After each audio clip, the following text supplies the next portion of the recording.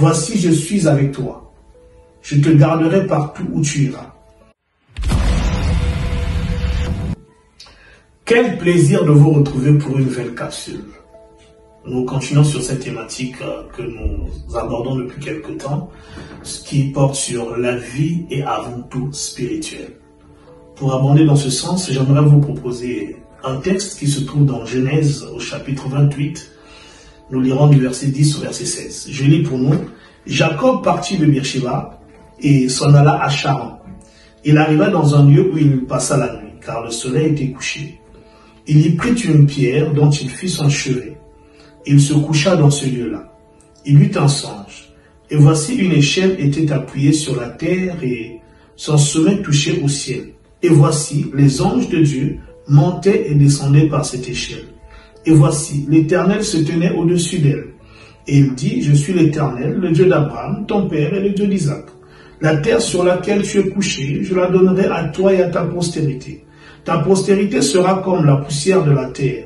Tu t'étendras à l'Orient et à l'Occident et à l'Orient, au Septentrion et au Midi. Et toutes les familles de la terre seront bénies en toi et en ta postérité. Voici, je suis avec toi. Je te garderai partout où tu iras. Et je te ramènerai dans ce pays, car je ne t'abandonnerai point, que je n'ai exécuté ce que je te dis. Jacob s'éveilla de son sommeil et il dit, certainement, l'Éternel est en ce lieu et moi, je ne le savais pas. C'est l'histoire de Jacob que nous avons déjà abordée il y a quelques capsules. Dans les précédentes capsules, nous avons établi au travers de l'histoire de Jacob que le monde est spirituel tout autour de nous, que la spiritualité ne se limite pas que dans les temples, mais partout où nous pouvons être, les environnements que nous pouvons fréquenter sont aussi spirituels que ne peut l'être le temple. Il y a des esprits que nous rencontrons dans ces différents milieux, dans des maisons, dans des villes, dans des pays, des villages, dans des entreprises. Jacob était allé chez son oncle. C'était un autre pays, mais aussi son lieu de travail. Et il y a rencontré un homme qui consultait les dieux, un peuple qui avait ses dieux. Mais dans l'histoire que nous venons de lire, nous voyons que Dieu qui sait tout, nous savons que Dieu est omniscient, il sait tout, va se révéler à Jacob avant qu'il n'aille chez son oncle. Disons, Jacob quitte de chez ses parents pour aller chez son oncle. Mais en chemin, avant qu'il n'arrive chez son oncle, Dieu choisit de lui apparaître et de se révéler à lui. Pourquoi? Parce que Dieu sait que là où il allait, ça n'allait pas être simple pour lui. Il savait tout ce qu'on allait faire de lui. Il savait tous les combats qu'il allait mener.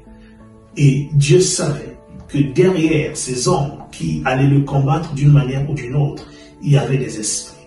Et laisser Jacob, qui l'aimait tant, aller dans ces lieux-là, c'était un peu le livrer à la mort. Alors Dieu va choisir de se révéler à lui avant que Jacob n'y arrive.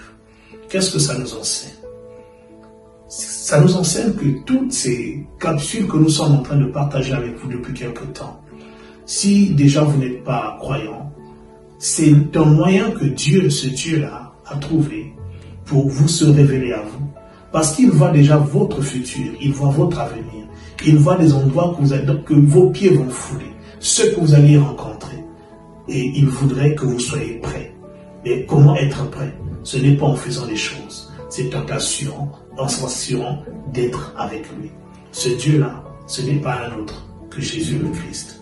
Dans l'histoire de Jacob, on nous dit qu'il a vu une échelle et des anges monter et descendre. C'était ça la révélation de Dieu. Dans Jean au chapitre 1, on nous parle de la même chose. On dit que la même histoire, la même chose se passait au-dessus de Jésus. Les anges montaient et descendaient au-dessus de Jésus. Comme pour dire quoi? Ce Dieu que Jacob rencontre ici, ce n'était autre chose, ce n'était personne d'autre que Jésus, le Christ. Et il voudrait se révéler à toi. Oui, je viens de sa part pour te dire que Jésus veut se révéler à toi. Et si tu es chrétien, ou bien habitué à la religion chrétienne, écoute-moi bien.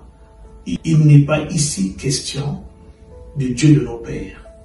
Il était le Dieu de son père Abraham, le Dieu de son père Isaac. Mais Jésus voulait maintenant marcher avec Jacob. il voudrait maintenant aussi que tu aies tes propres expériences avec lui, que tu aies ta propre connaissance de lui, que tu sois conscient de sa présence, pas simplement en te basant sur l'expérience de tes parents ou bien la marche de ton pasteur, mais ta propre marche, ta propre intimité avec lui. Voilà ce à quoi il t'appelle. C'était le pasteur Pavel et je me donne rendez-vous à notre prochaine capsule.